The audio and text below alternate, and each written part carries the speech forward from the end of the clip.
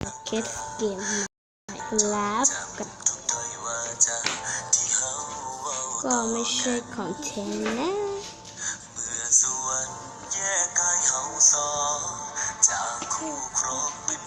ทำอะไรดี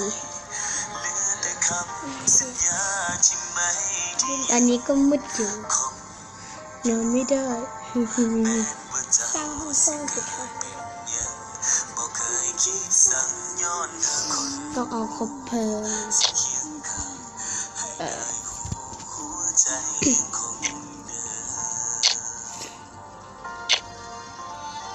เราต้องวางคบเพลิงเราต้องวางรอบบ้านเพื่อให้ซอมบี้จะหนี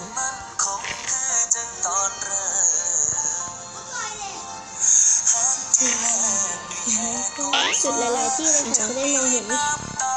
ค่ะมันจะได้มองเห็นนะคะว่าไม่มีซอมบี้เดินมาได้ดิ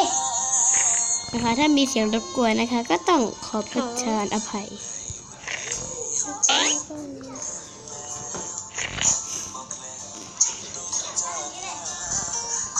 ติดหลายๆที่ค่ะจะได้มองเห็นนะคะก็ไม่รู้จะทำอะไรตัดไม้แล้วกัน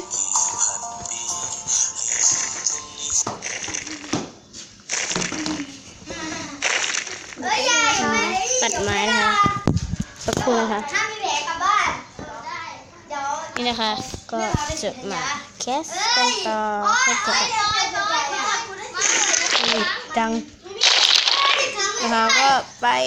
เข้าบ้านอุ้ยชิบหายเลยถ้าพูดคำหยาบก็ขอโทษนะคะ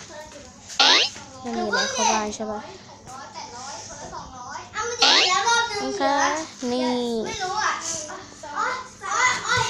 นะคะเดี๋ยวนะคะ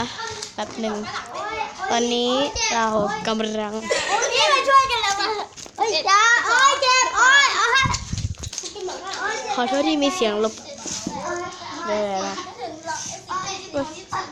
ขอโทษที่มีเสียงรบกวนนะคะเพราะว่าเพื่อนเราเล่นกันอยู่นะจ๊ะขอโทษ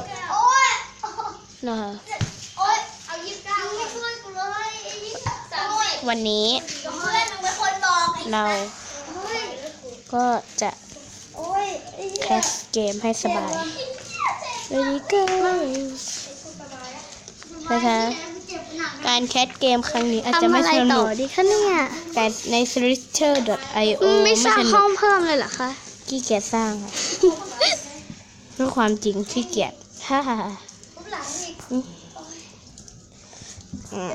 มันยังค้างอยู่170นะเอาครับ กูตีมึงไม่แค่30เองสำหรับวันนี้ไมค์คลับก็ต้องขอตัวลาไปก่อนนะคะบ๊ายบายตีเลยใช่ไหม